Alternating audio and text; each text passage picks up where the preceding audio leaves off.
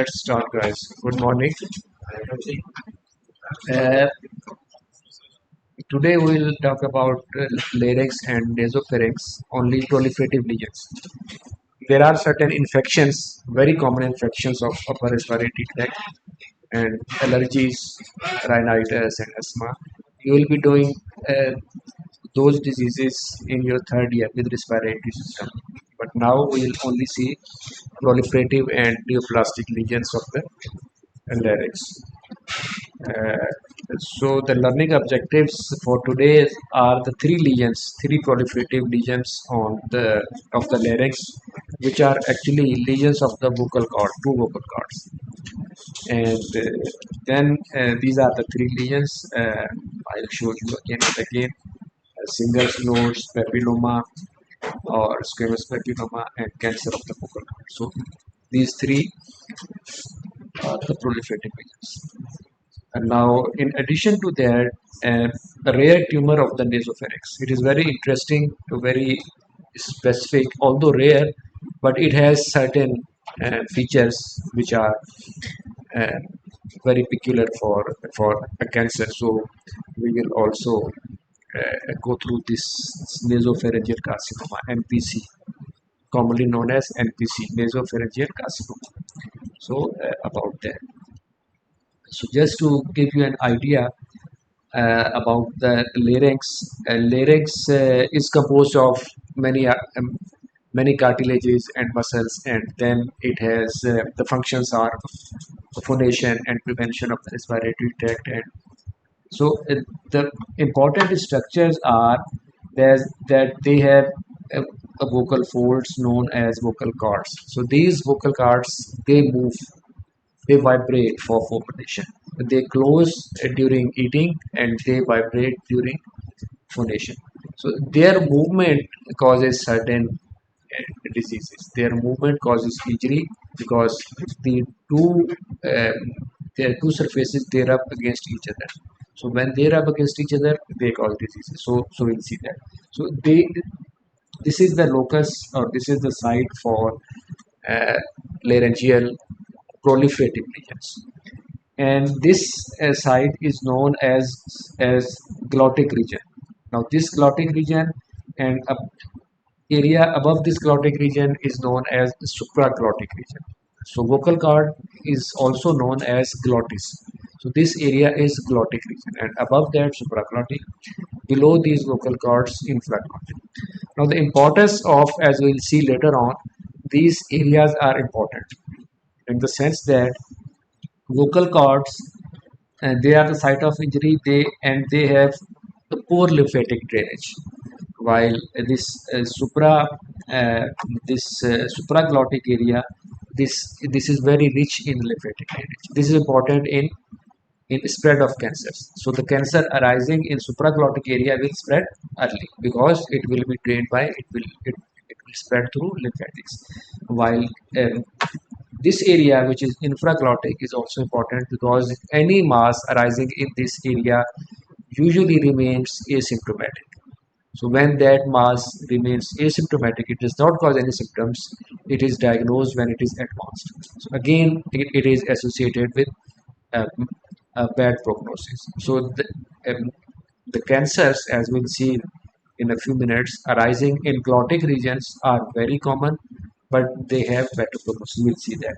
So these areas are important in relationship to larynx. Now this is a common lesion which is a singer's node or teacher's nodes or smoker's nodes. They are because of voice abuse or speaking loudly. So these are vocal cords as from seen from laryngoscope. They are seen from above in the laryngoscope. So they vibrate, they move, and they can rub against each other. When they rub against each other, their surfaces can be injured. And this area is lined by stratified squamous epithelium. Larynx is lined by, it is covered by stratified squamous epithelium. So when they rub against each other, it can cause ulceration and it can cause reactive proliferation of squamous epithelium. So these are reactive nodules, means they are inflammatory nodules, and they appear in smokers and singers. They affect two vocal cords. There are false vocal cords and above two vocal cords, and then there are two vocal cords. And these two vocal cords, when anything appears on these vocal cords, this interferes with phonation. And when phonation is affected, it causes hoarseness, changes in the voice, hoarseness of the voice. So voice changes early. So this causes changes base of the voice is increased like that. So this causes hoarseness. And morphologically, they are sessile. They can be sessile when they are attached to the surface without any stalk, or they can be polyps. They can form polyps when they are attached to the surface of these vocal cords with a stalk. So they can be uh, uh, uh, hanging with their stalk. So then they are called polyps. So they can be sessile and they can be polypoid or polyps. Usually they are small, less than 1 centimeter, but they are important because when they rub against each other, they usually appear on both sides bilateral. So when they rub against each other, they can ulcerate, and when they ulcerate, they can bleed. So they can cause hemoptysis, a very ominous sign for malignancy. So hemoptysis, this hemoptysis is not always associated with cancers. It can be with Singer's nodes because of the ulceration of the lesion. So this is microscopically. Now this lesion, any chronic injury will lead to fibrosis. So the center is fibrosis. So it is known as fibrovascular center or core, and it is surrounded by stratified squamous epithelium, normal looking stratified squamous epithelium. So it is, the center is fibrous. So this is fibrous tissue, which is reactive tissue, and this ultimate outcome of every inflammation. But it is surrounded by a thick layer of stratified squamous epithelium. So this is the microscopic appearance. And because it is benign, it is reactive, so there are no chances of malignant transformation. So it remains benign, but it is common, and it can cause troubles with speaking and with profession. So this is sort of uh, a professional hazard, and because of speaking aloud, because of singing aloud, because of, and in addition to, it causes smoking. Now the second lesion is squamous papilloma. So anything which is finger-like. So finger-like structures are known as papillary structures. So papilloma is a finger-like structure. So papilloma means anything which is forming finger-like. So it is associated with HPV viral infection of low risk. And now there are high risk HPV viral types, which are HPV 16 and 18, and there are low risk, which are HPV 6 and 11 and 33 and all that. So they are low risk. So they are associated with the low risk HPV infections, and usually they are single in adults. So they are called papillomas in adults. So adults are single usually, but the kids, when they are less than 20 years of age, they are considered juvenile, and then they are multiple, and then they are recurrent. So in young people, in children, they are multiple, they are recurrent. They appear, you treat them, they will reappear. So this is recurrent. And but they sometimes regress spontaneously at puberty, but often they are recurring. They keep on recurring when you treat them. And they are thought to be because of vertical transmission of HPV in children. And you know vertical transmission during childbirth. And so this is preventable by vaccine. So if mothers are vaccinated, then it can be prevented. So this is an HPV infection, which is usually form papillomas in adults, a papilloma single in adults, and multiple papillomas, that is known as papillomatosis, in children. In an additional feature in children is that they are uh, recurring, and they again affect two vocal cords, and when they affect two vocal cords, they again will cause hoarseness of the voice. So hoarseness of the voice, and these are the features, and their growth is slightly larger than nodes, so they are slightly larger. Yes, Are they specific to vocal cords or also? they are these are, we are not talking of, they can be in other areas of the body, like in case of genital warts, but in case of larynx they are usually on the vocal cords. So they are limited, but they can be in other parts of the body. These warts can be everywhere, and they are more fluffy and raspberry like, and slightly larger than nodes, and microscopically they are composed of papilla, that is finger like structures, which have again fibrovascular core, which is surrounded by stratified squamous epithelium, as I will show you. And clinical features are again progressive hoarseness, voice changes, ulceration, recurrence in case of papillomatosis, and they can rarely develop into carcinomas. Singer's nodes don't have any risk of malignant transformation, while they have a small risk of malignant transformation. Now, uh, as seen from the laryngoscope from above, this is enlarged, or this is the growth, which which has smooth surface, rough space. It is raspberry-like, as you can imagine, and it's slightly larger than nodes. And microscopically, if you see, these are finger-like structures. So these are papillary structures. These are known as papillomas. So papillary structures, their center contains a vascular tissue, and they are surrounded by stratified squamous epithelium. So these papillae or these fingers have central or core of vascular tissue, and then they are surrounded by this stratified squamous epithelium. So this is yes, papilloma. What is the structure inside? What is that? The structure inside the larynx. This one? Yes.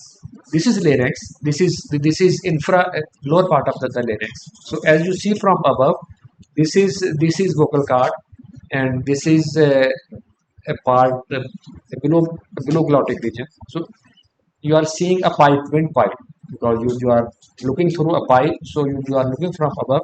So these are vocal cords, and these are the structures.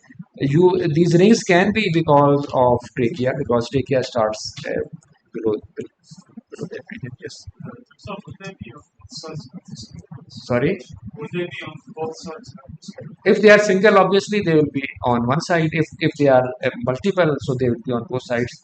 So sometimes they are multiple. So they are multiple on both sides. So 3 or 4 on left, 3 or 4 on right. So when they are papillomatosis, they are on both sides. But when they are single, they will be on one side. Multiple only on children. In children, yes. And so microscopically, they are multiple finger-like projections, fibrovascular core, surrounded by orderly squamous epithelium. And now this squamous cell carcinoma, most of the laryngeal tumors are squamous cell carcinomas, like all the head and neck tumors. There can be few adenocarcinomas as well, but most of them are squamous cell carcinomas. And they are 2% of all tumors in men, and they are very common in men. They are 7 times, they are far more common in men, and not very common, they are far more common in men, 7 times more common than females, because and anything which is associated is more common in men is very strongly associated with smoking. So smoking, the amount of smoking is directly proportional to the risk of cancer. More you smoke, you are likely to develop. And like oral cancers, like other cancers, bronchial cancers, as you will study later on, they develop through different stages. And they start as hyperplasia, then they develop dysplasia, then carcinoma in situ, and then ultimately they develop invasive carcinoma. So they follow this sequence: hyperplasia, carcinoma. This is called hyperplasia carcinoma sequence, and this hyperplasia carcinoma sequence represents a genetic mutation accumulation. So over time, as these genetic mutations accumulate, this cause, so anything which is associated with smoking, any cancer which is associated with smoking has big genetic burden. So mutations are very common related to this smoking related cancers. So when any cancer is smoking related, it accumulates a lot of mutations. like in this case, when it is HPV associated, it will not have many mutations, but when it is associated with cancer, smoking, it will have a lot of. So this is mutagenic burden, and so this follows a sequence. Alcohol is also important, and when there is alcohol and smoking, and the effect is not additive, it is multiplicative. So 1 plus 1 is not 2. If if you take alcohol, you smoke, it does not make 2, it makes multiple, it multiplies. 2 plus 2 is not 4, it is 6 or 8. So it is multiplicative. And in addition to that, like lung cancers we'll study later on, asbestos is a risk factor, which is an occupational exposure, occupational risk, and irradiation of the area. And 15% of the cases are again HPV, like oropharynx. In oropharynx, now we see a lot of cancers which are associated with HPV. Similarly, we see now around 15% of cases in the larynx which are associated, which are not associated with smoking, they are associated with HPV. And like oral cancers, they have better prognosis. In oral cavity, HPV associated have better prognosis. So it true for these cancers. Now, clinical features don't differentiate. They present as hoarseness because most of them arise on the vocal cords, and but they can spread into the surrounding structure. So they can invade. So when they can invade, they can cause pain, and then they can cause dysphagia. Because they are cancers, they are invasive, so they can invade, and then they can cause, and their ulceration can also lead to obviously hemoptysis. So the clinical features are similar initially, but later on they spread, and then they can cause additional features. Now, morphologically, on gross appearance, they start as thickenings, as barely thickenings or gray-white thickenings, but they can grow as I showed you, they can grow as fungating masses into the cavity of the pipe. So they can grow outwards as fungating masses. Now, most of them, they arise in the glottic region, on the vocal cords, on two vocal cords, and this is followed by one third in supraglottic region, and rarely they can also involve subglottic areas. So most of them arise in glottic region. This is important.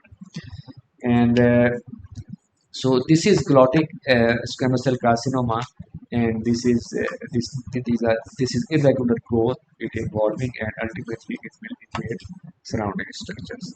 So this is irregularly shaped and bad-looking growth on the glottis. This is a fungating growth which is in supraglottic area. This is opened. This is open tumor. This is mass.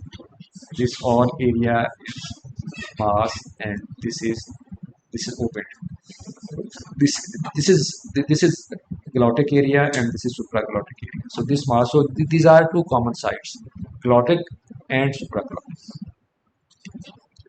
Microscopically, they are usually keratinizing, means well differentiated. When a squamous cell keratinizes, it is considered well differentiated. So well to moderately differentiated, you can see these keratin parts. How do you identify whether a cancer, a squamous cell carcinoma, is well differentiated? In very easy in case of squamous cell carcinoma. If it is showing keratinization, if it is showing keratin pearls, it is well differentiated. So they are usually well differentiated, and the overlying epithelium you can see is dysplastic. It is not showing any maturation towards the surface. Normal stratified squamous epithelium should show maturation towards the face, because all the cell layers are similar looking, basal cell line looking.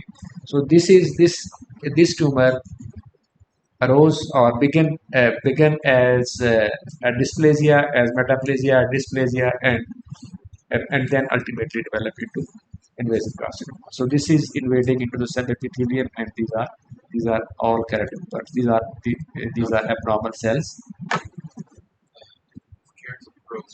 Characterization is present that Well, yes, well differentiated squamous cell carcinoma. Only for squamous, because normal function of squamous cells, ultimately they form keratin. So when they reach the surface, they form keratin.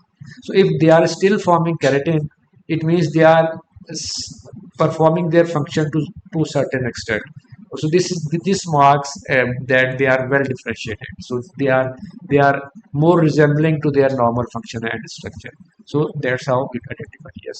That's okay. There is no mutation. Sorry. There is no mutation. This is not normal because their polarity is now affected. They are not on the surface. Normally they should mature towards surface, because in cancers not only cellular features are altered, their orientation is altered, polarity is altered. So because their polarity is now in weight is inward, so they accumulate this keratin, but this keratin is at abnormal places. Otherwise keratin is normal. So this is laryngeal carcinoma, and prognosis part is important for this. Two important factors. One is stage of the disease, and second is location of the disease, which is unique for laryngeal carcinoma. When it is glottic, it has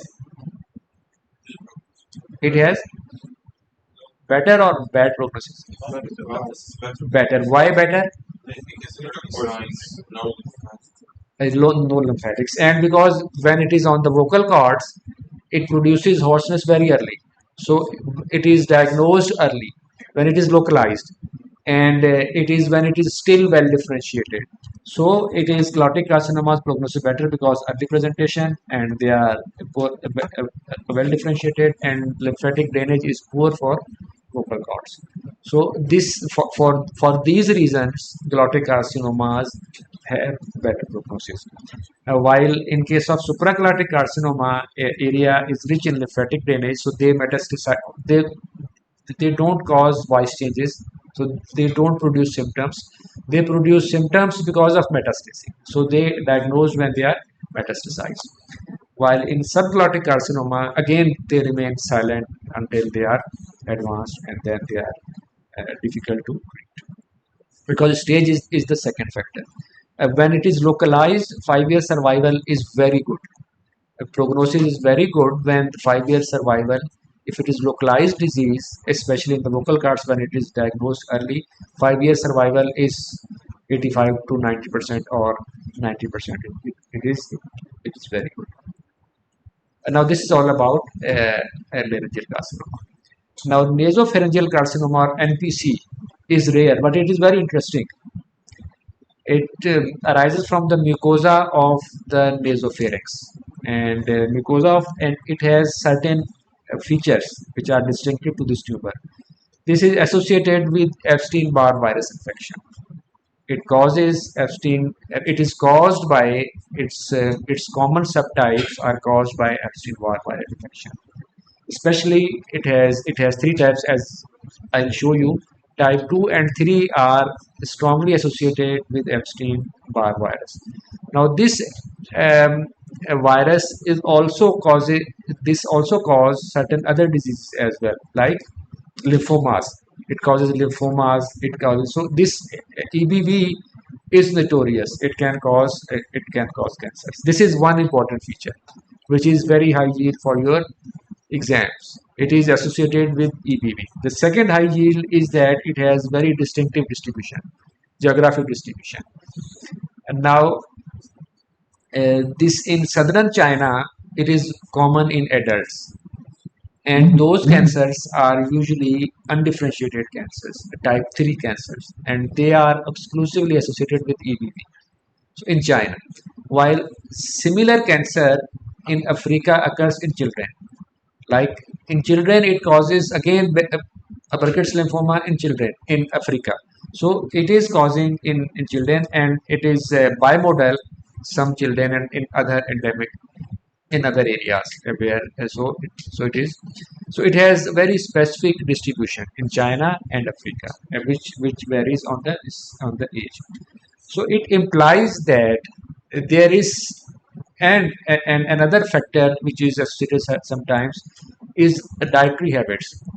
So the populations which eat salted fish a lot, this salted fish is also associated with development of nasopharyngeal carcinoma.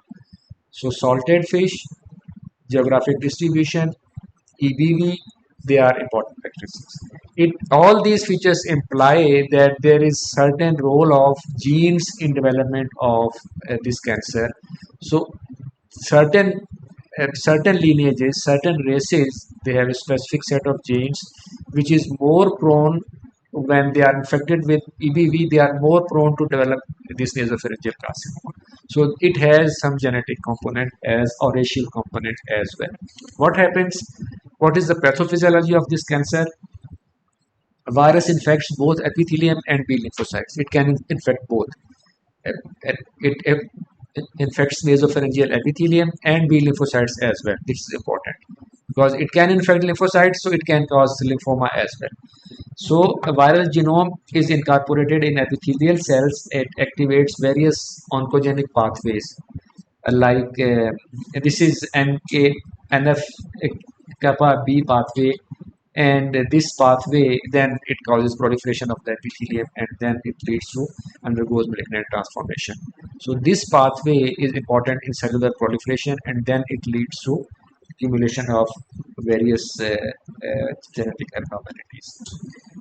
Now the malignant part is epithelium, but you see a lot of lymphocytes as well in this cancer. So traditionally it was called lymphoepithelioma. Earlier pathologists thought that both lymphocyte and epithelium, they are part of malignancy. But now we know that only epithelium is malignant part.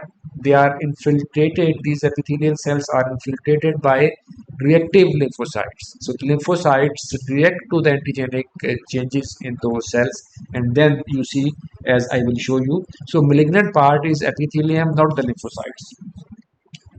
Now types are three types. This is not squamous cell carcinoma. This is nasopharyngeal carcinoma. So first types are keratinizing squamous cell carcinoma. Second is non-keratinizing squamous cell carcinoma, and third type is not squamous cell carcinoma. It is undifferentiated carcinoma. So it is so first two types are squamous, and third type, which is most common, which is actually most common type, and it is undifferentiated type. And now this type 1 or keratinizing squamous cell carcinoma, it is also called type 1. It is keratinizing squamous cell carcinoma. It is linked with smoking and alcohol. And it is less associated with EBV, and it is common in West, unlike Africa and China. So this is a distinct disease. This is squamous cell carcinoma, which is keratinizing, and which is not strongly associated with EBV. Or some cases show EBV infection, but this is more strongly associated with smoking and alcohol.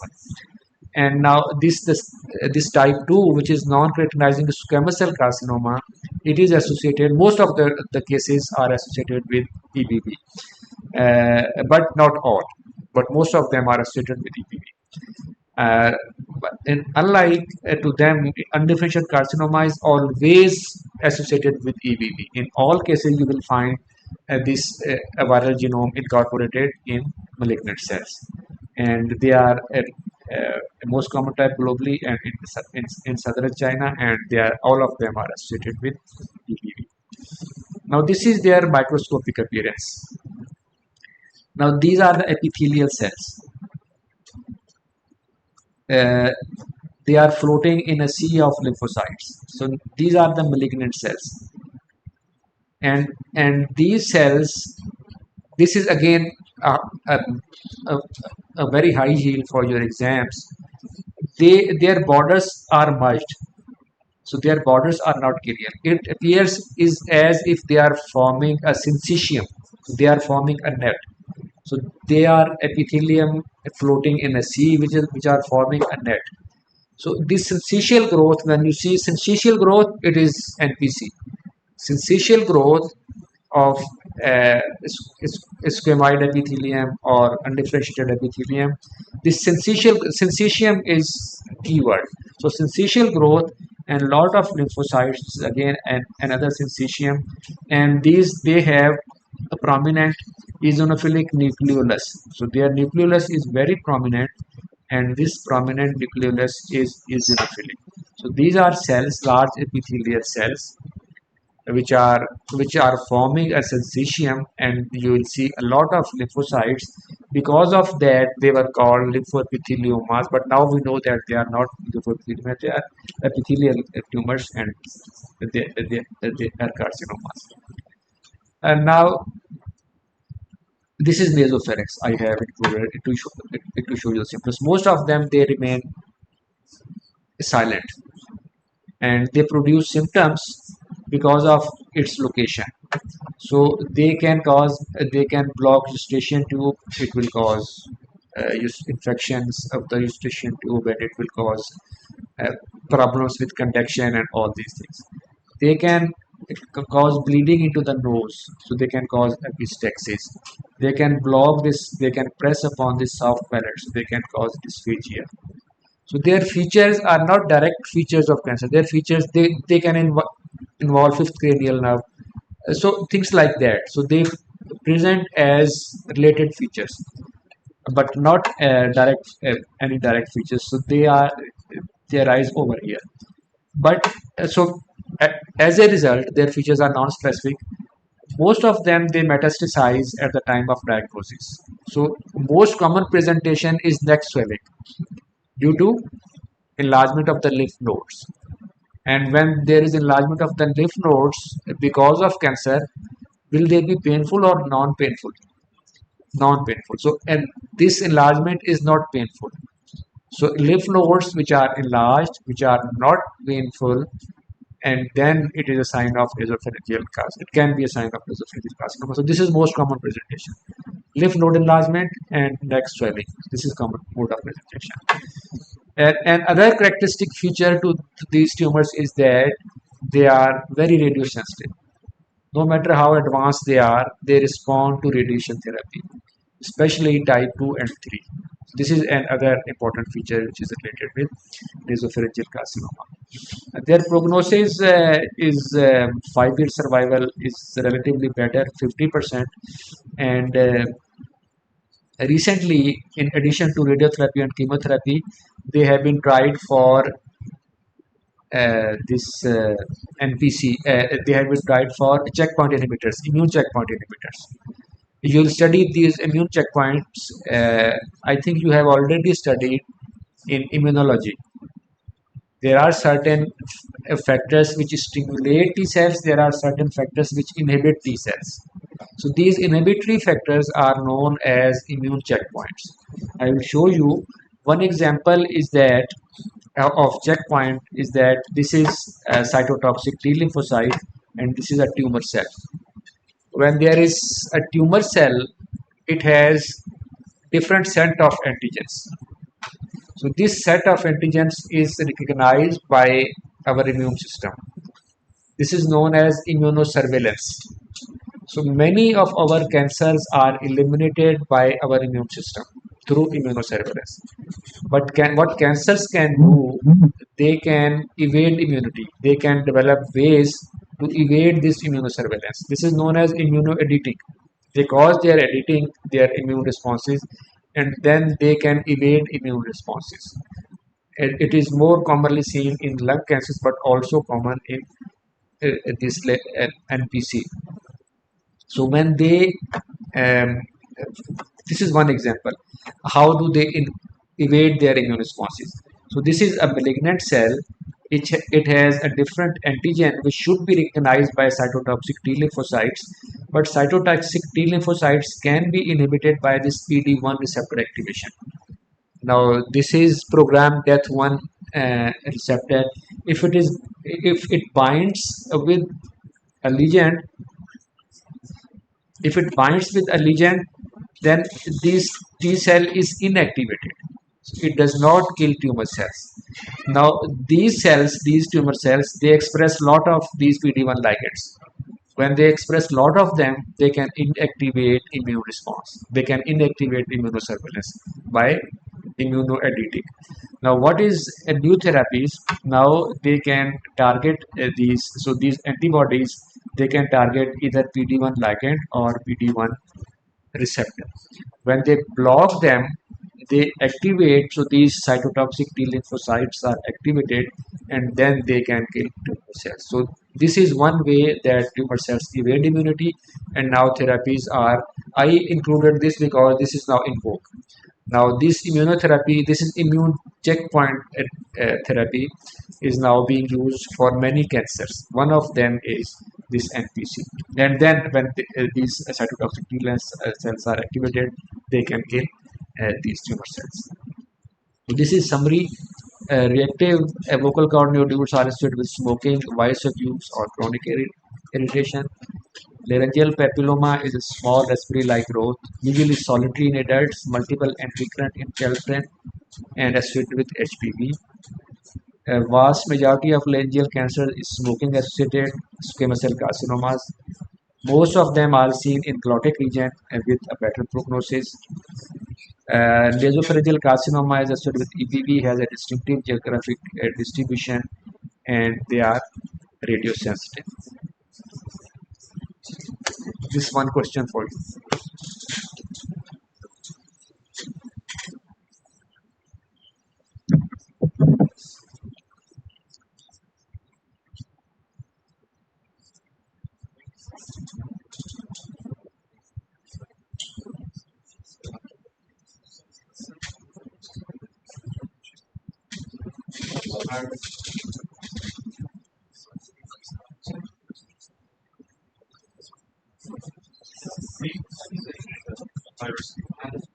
It is. What is your diagnosis? Erythroplakia. So this is erythroplakia. This is a typical presentation an ulcerated lesion or depressed lesion on the palate. So this depressed lesion is showing dysplasia. So this is when it's showing dysplasia, there are greater chances of malignant transformation. Good. How about this?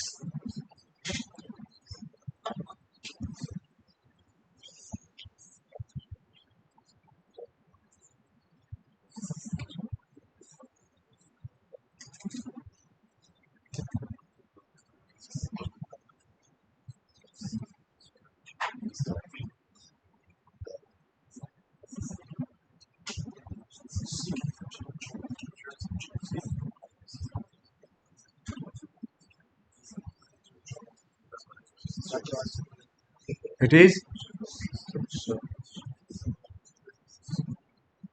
germ cells.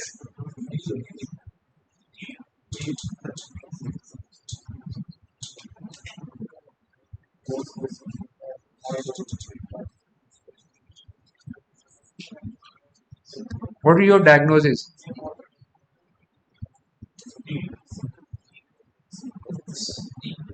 It is D, last one. So E, very good. So this is pleomorphic adenoma, and it is an example of a divergent differentiation. So myoepithelial cells can differentiate along epithelial lines. So this is epithelium, and this is chondroid matrix. So it is cartilage. This is the easiest one, but you will mix it in the exams.